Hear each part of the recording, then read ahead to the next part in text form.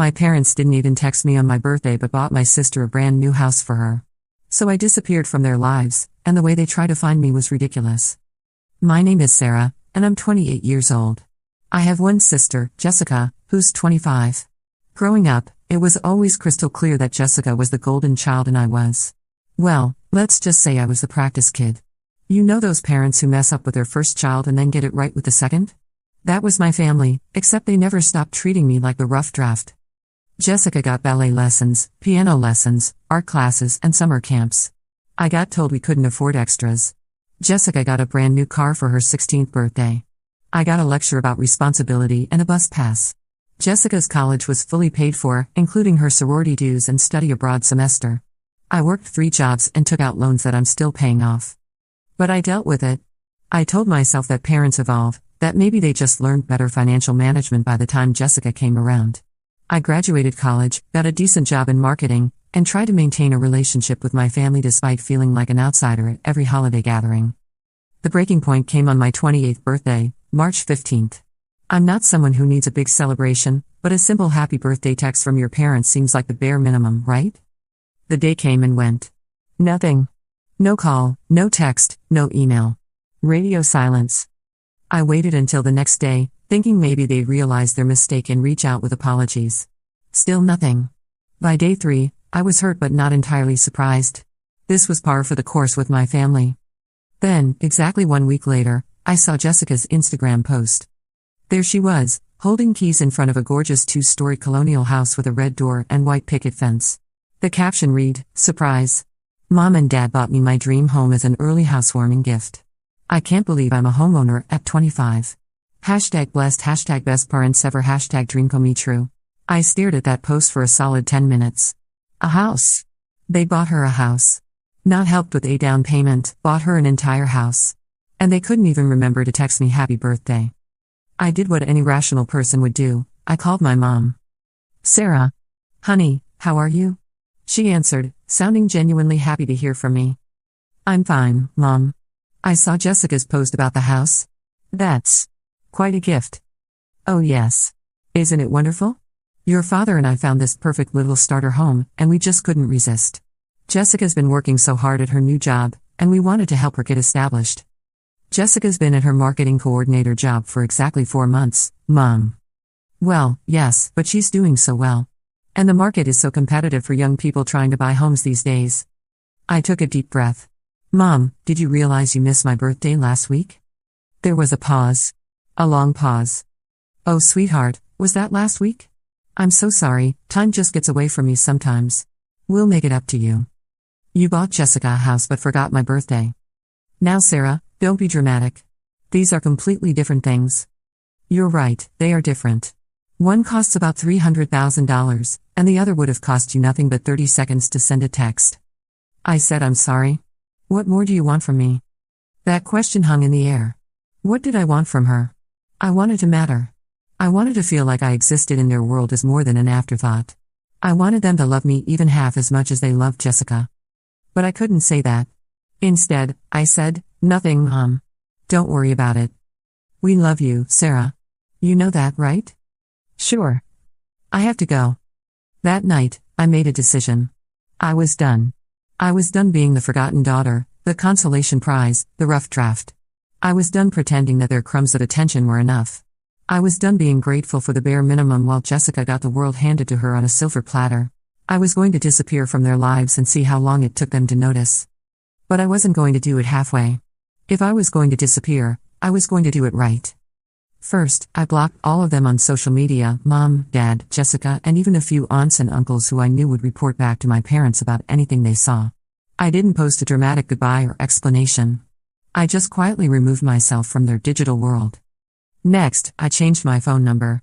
I'd been meaning to switch carriers anyway for a better deal, so this was the perfect time. I didn't give the new number to anyone in my family. Then came the bigger moves. I'd been considering a job change for months, and a company in Portland had been trying to recruit me. I'd been hesitant because it would mean moving across the country from Ohio, but now? It seemed perfect. I accepted their offer. I gave my landlord notice, sold most of my furniture, and packed up my life.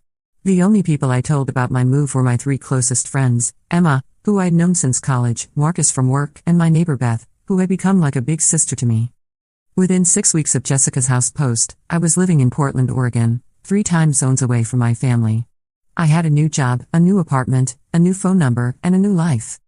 I felt free for the first time in years. Portland was everything I needed. My new job was challenging and rewarding, my coworkers actually seemed to value my input, and the city itself felt like a fresh start. I joined a hiking group, took up pottery classes, and started dating a guy named Jake who worked at a local brewery. For the first time in my adult life, I was building something that was entirely mine. 4 months passed. I occasionally wondered if my parents had noticed I wasn't responding to their calls or texts, but I assumed they were probably just relieved not to have to pretend to care about their disappointing older daughter. I was wrong.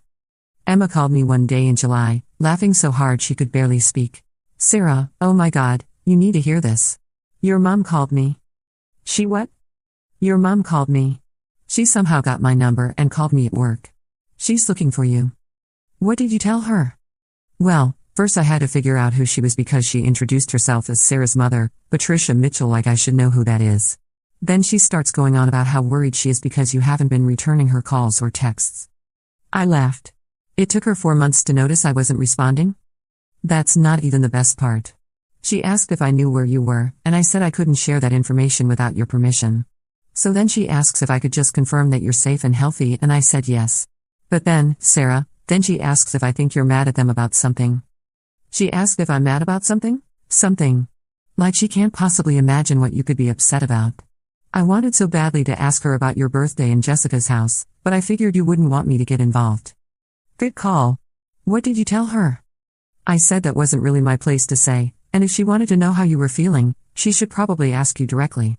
Then she got all huffy and said she would if she could get in touch with you. Emma's call was just the beginning. Marcus called me 2 days later. My dad had somehow tracked down his LinkedIn profile and sent him a message asking about me. Marcus, being the good friend he is, responded with a professional but unhelpful message saying he wasn't comfortable sharing personal information about colleagues. Then Beth called. My mother had actually shown up at my old apartment building and knocked on doors until she found someone who knew me. Beth happened to be getting her mail when my mom cornered her in the lobby. She was so dramatic, Sarah. She kept saying she was beside herself with worry and asking if I thought something terrible had happened to you. I told her you had moved, and she asked where. When I said I couldn't tell her that, she literally grabbed my arm and said, "Please, I just need to know my daughter is okay." She grabbed your arm? Very gently, but yes. I felt bad for her for like half a second, and then I remembered all the stories you've told me about how they treat you versus Jessica. I just said I was sorry but I couldn't help her, and I went upstairs. But Sarah, she stood in the lobby for another 20 minutes asking other people if they knew you. The reports kept coming in, and each one was more absurd than the last. My old co-workers called to tell me my parents had shown up at my former office building. Apparently, my dad had worn a suit and tie and introduced himself to the receptionist as Mr. Mitchell, Sarah's father, like that would automatically grant him access to confidential employee information. When they told him I no longer worked there and they couldn't provide forwarding information, he'd asked to speak to my former supervisor. Poor Janet, my old boss, called me herself to tell me about the encounter. "Sarah, your father sat in my office for 30 minutes asking about your state of mind before you left. He wanted to know if you'd seemed depressed or if anyone had been bothering you. I kept telling him that you'd left for a great opportunity and seemed excited about it, but he kept insisting that your disappearance was completely out of character." "What did you tell him?" "The truth, that you were one of my most reliable employees and that you'd given proper notice and handled your transition professionally. But Sarah, he seemed genuinely convinced that something terrible had happened to you. He kept saying things like, 'This isn't like Sarah and she would never just disappear without telling us where she was going.'" The irony wasn't lost on me. My father, who hadn't had a real conversation with me in years, was now claiming to be an expert on my character and behavior patterns.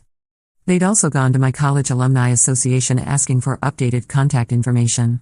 My friend Rachel, who worked there part-time, called to tell me about my mother's visit. "Your mom showed up with a whole folder of documents," Rachel told me. "She had your diploma, old report cards, even some pictures from college. She kept showing them to me like she was trying to prove she was really your mother. It was actually kind of sad." "Did she say why she needed to find me?" "She said there had been a family emergency and she desperately needed to reach you. When I told her I couldn't give out alumni information, she started crying. Like, actual tears, Sarah. She said she was afraid something terrible had happened to her daughter.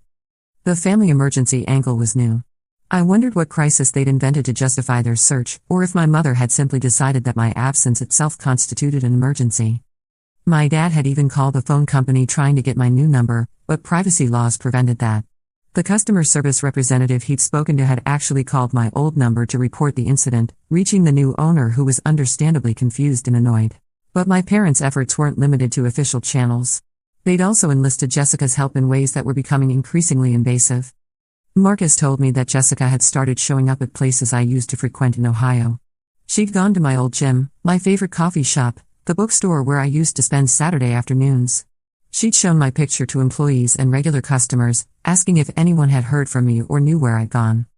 She came into the marketing agency where I used to work, Marcus said during one of our calls.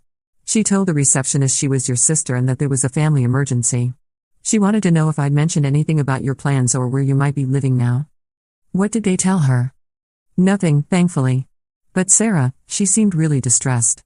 Like, she was shaking when she was talking to the receptionist.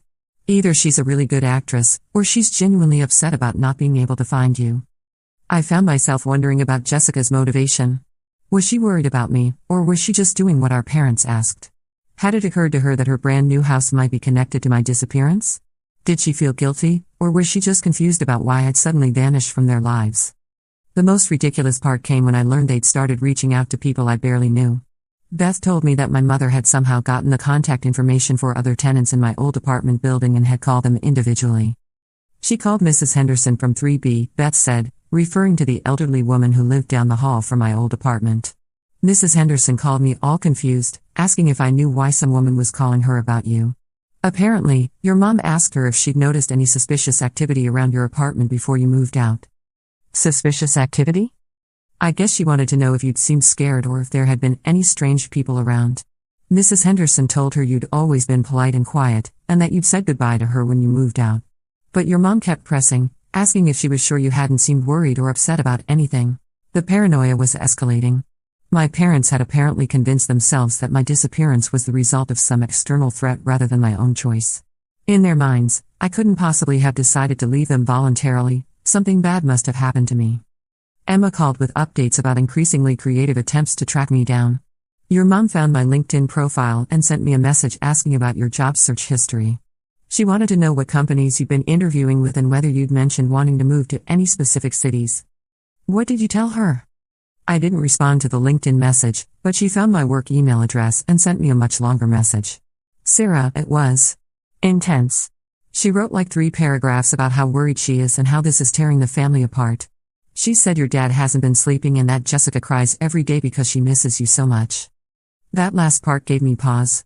Jessica cries every day? The sisterhood posted gleefully about her new house without a single thought about how it might affect me was now crying daily about my absence. She'd also asked me to ask you to just send one text message, Emma continued. Just one text to let them know you're alive and okay. She said they wouldn't ask for anything else if you could just confirm that you're safe. But I knew that wasn't true. One text would turn into a phone call. One phone call would turn into demands for an explanation. An explanation would turn into guilt trips and manipulation and promises to do better that would last exactly until they felt comfortable going back to their old patterns. The most invasive thing they did, though, was hire that private investigator. But even before that, they'd apparently try to conduct their own investigation. Marcus told me that my father had actually driven to Portland, a 20-hour drive from Ohio, and spent a weekend walking around downtown with printed photos of me, showing them to people on the street. How do you know that? I asked. Because he posted about it on Facebook. He put up this long post about how he was searching for his missing daughter and asking if anyone in Portland had seen you.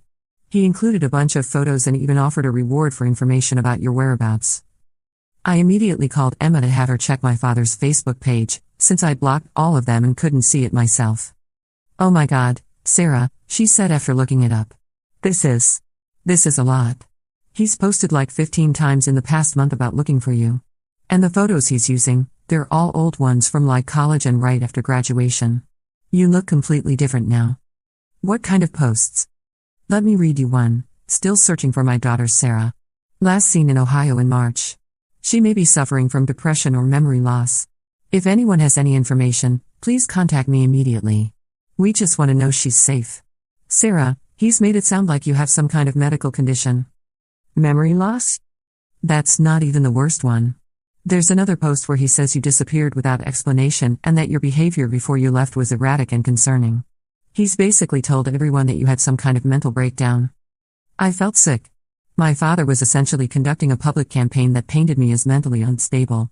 Anyone who saw those posts would think I was a missing person with serious psychological problems, not a competent adult who had chosen to relocate and start fresh. Emma, can you screenshot those posts for me? I want to see exactly what he's saying.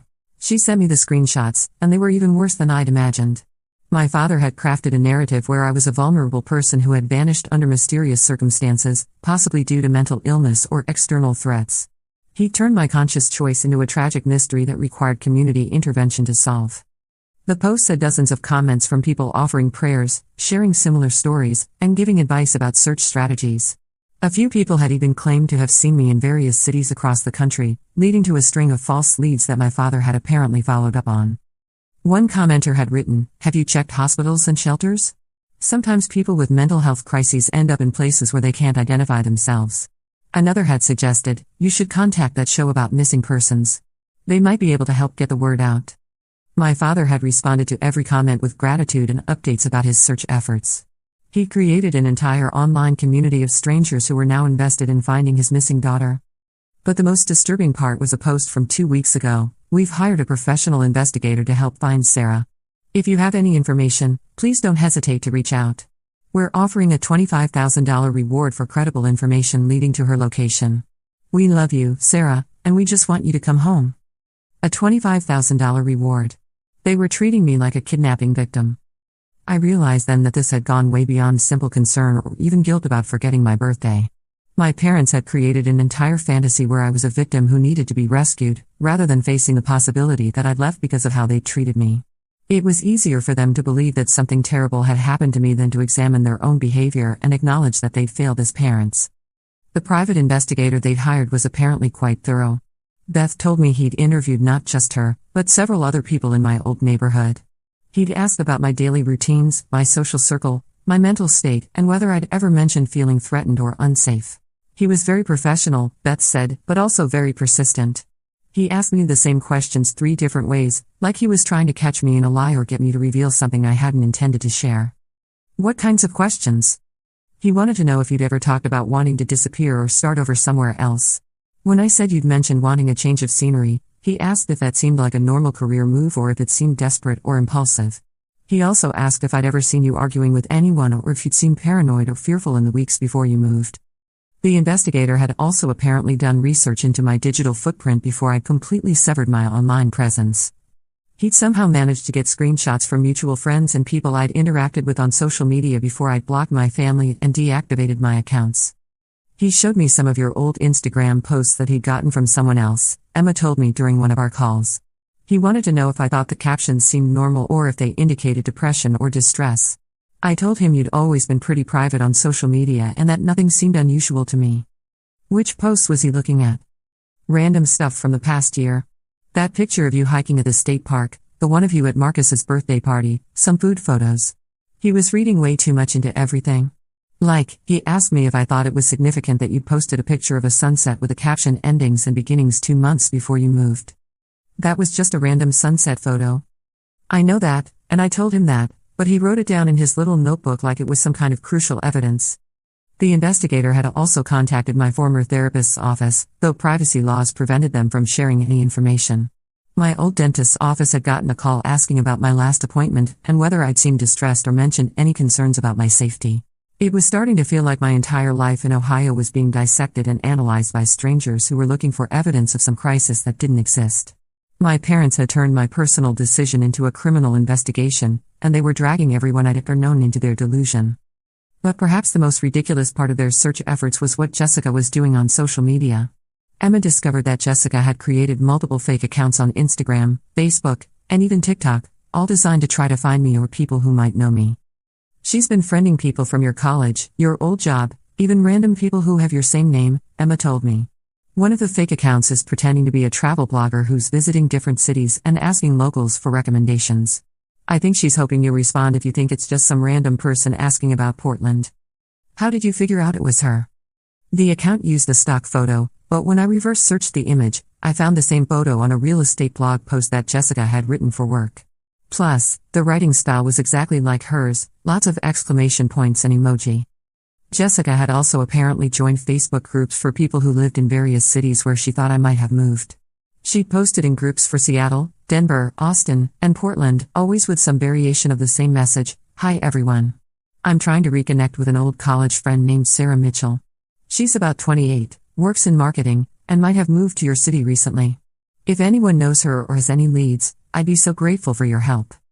The posts always got responses from helpful group members offering advice or sharing similar stories, but of course, no one had any useful information because Jessica was looking in the wrong places and using outdated details about my life. But the fake social media accounts served another purpose. They allowed Jessica to monitor my old accounts and see if I was still active anywhere. She'd apparently figured out that I'd blocked the family, so she was using the fake accounts to try to see my profiles and posts. It was a level of digital stalking that was both impressive and deeply disturbing. My sister, who'd barely seemed to notice my existence when we lived in the same state, was now spending hours every day trying to track me down online. The whole situation had taken on a life of its own. My parents had convinced themselves, their extended family, their friends, and even strangers on the internet that I was a missing person in need of rescue. They'd created this elaborate narrative where I was the victim of some unknown crisis, and they were the worried parents doing everything they could to bring their daughter home safely. What they couldn't, or wouldn't, acknowledge was that I wasn't missing. I was exactly where I chose to be, living exactly the life I wanted to live. I wasn't in danger, I wasn't having a breakdown, and I didn't need to be rescued. I was just done with them. In November, I got a call from Emma that made me question my entire family's sanity.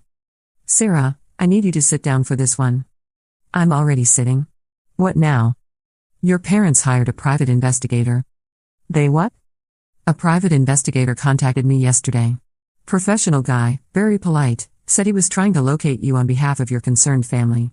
He had business cards and everything." "You've got to be kidding me." "I wish I was. I told him the same thing I told your parents. I can confirm you're safe and healthy, but I'm not sharing your location without your permission." He said he understood and left me his card in case I changed my mind. This is insane. It gets worse.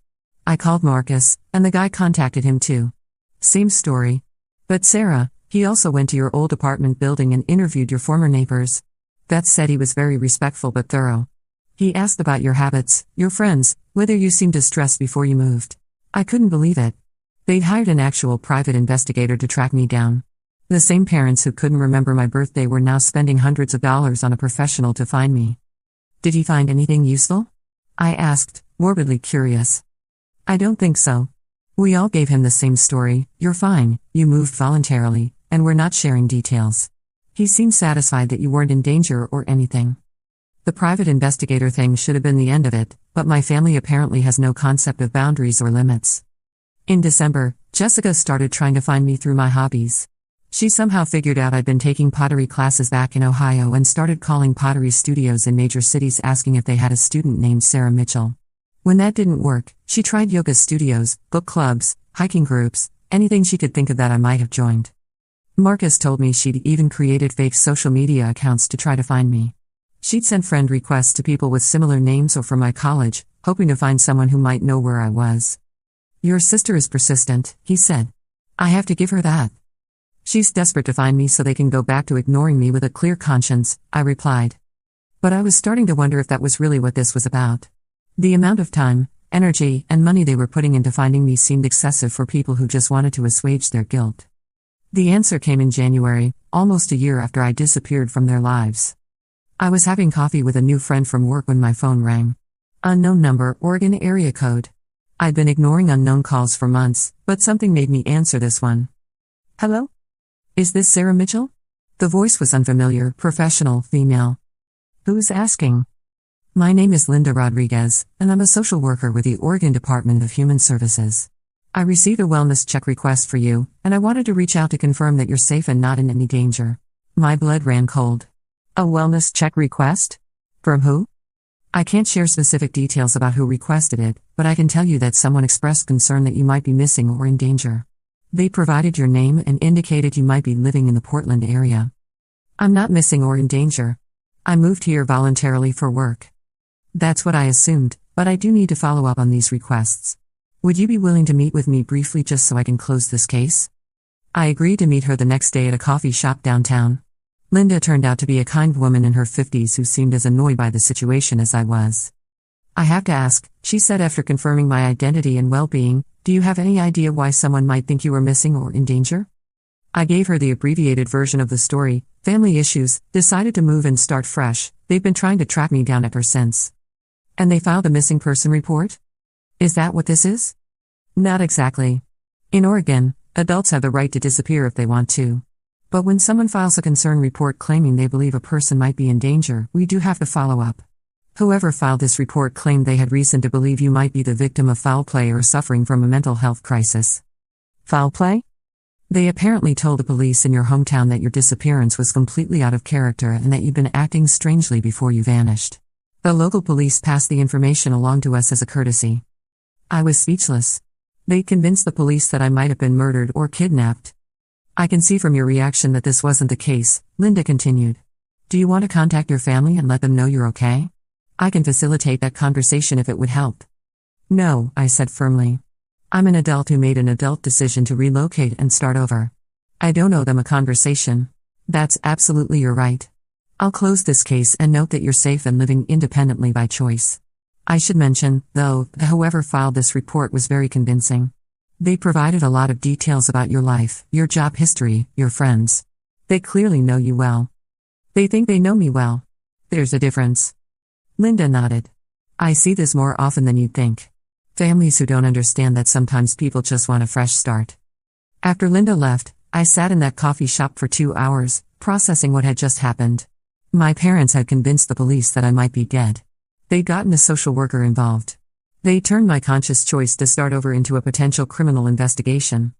But the more I thought about it, the more I realized something. For the first time in my life, I had their full attention. Growing up, I would have done anything to get my parents to worry about me the way they worried about Jessica. I would have loved for them to move heaven and earth to find me when I was struggling. I would have been thrilled to know they cared enough to hire professionals and involve authorities. The irony was devastating. Now that I finally had the love and attention I'd always wanted from them, I no longer needed it. That night, I called Emma. They filed a missing person report, I told her. Are you serious? Dead serious. A social worker contacted me today. They told the police I might have been murdered. Jesus, Sarah. That's actually kind of scary. Like, what if they try to have you committed or something? They can't. I'm clearly competent and living independently. But Emma, I need you to do something for me. Anything. I need you to call my mom and tell her I'm alive and safe, but that I've chosen to relocate and I don't want any contact with the family. Don't tell her where I am, don't give her my number, just tell her to stop looking for me because I'm fine and I made this choice deliberately. Are you sure? You could call her yourself and really let her have it about the birthday thing and Jessica's house and everything. I thought about it. But you know what? I don't think she'd get it. She'd just make excuses and try to guilt me into coming back so they can go back to treating me like I'm invisible. This way, at least I know they'll remember I exist. Emma called my mom the next day and delivered the message. According to her, my mom cried and begged for my phone number, but Emma held firm. She did ask one question, though. Mrs. Mitchell asked me to ask you something, Emma told me later. She wants to know what they did wrong. She says they've been going over everything, trying to figure out why you left, and they just don't understand. I laughed, but it wasn't a happy sound. Tell her to think about the difference between how they treated me and how they treated Jessica. Tell her to think about my 28th birthday and Jessica's brand new house. If she can't figure it out from there, then she's even more clueless than I thought. Emma delivered that message too. She said my mom was quiet for a long time, and then said she needed to go. That was 8 months ago. I haven't heard from any of them since. I'd like to say I never think about them, but that wouldn't be true. I wonder sometimes if they finally understood what Emma told them. I wonder if they talk about me at family dinners or if they've just written me off as their crazy daughter who disappeared for no reason. I wonder if Jessica feels guilty about the house, or if she even connects it to my disappearance. I wonder if my parents have learned anything from this experience, or if they'll just make the same mistakes with their future grandchildren. But mostly, I don't wonder. Mostly, I'm happy. I got promoted at work last month. Jake and I are talking about moving in together. I've made real friends here, people who value me for who I am rather than putting up with me out of obligation. I'm planning a trip to Thailand with my hiking group, and I'm learning to speak Spanish just because I want to. My life is full and rich and entirely my own. I built something beautiful from nothing, and I did it without their help or approval or attention. Sometimes I think about what would have happened if they just sent me a birthday text. Would I still be in Ohio, working a job I didn't love, spending holidays feeling like an outsider in my own family? Would I have ever found the courage to bet on myself? I'll never know, and honestly, I don't need to. The path that brought me here was painful, but it led me to exactly where I'm supposed to be. To anyone reading this who feels invisible in their own family, who's tired of begging for scraps of love and attention, who's wondering if they're asking for too much, you're not. You deserve better. You deserve people who remember your birthday without being reminded, who celebrate your successes instead of taking them for granted, who notice when you're gone. And if your family can't give you that, you can build a new one. It might be scary, it might be lonely at first, but I promise you this, the people who are meant to be in your life will love you without you having to earn it. They'll show up without being asked. They'll remember what matters to you because you matter to them. As for my parents, I hope they learned something from all this. I hope they're better to Jessica than they were to me, though honestly, that wouldn't be hard. I hope they understand now that love isn't just a feeling, it's a choice you make every day through your actions. But their journey isn't my responsibility anymore. I chose myself, and it was the best decision I ever made. The funny thing is, in trying so desperately to find me, they accidentally gave me the greatest gift they could have given me. They proved that I was strong enough to disappear from their lives and build something better on my own. And for that, I'm actually grateful.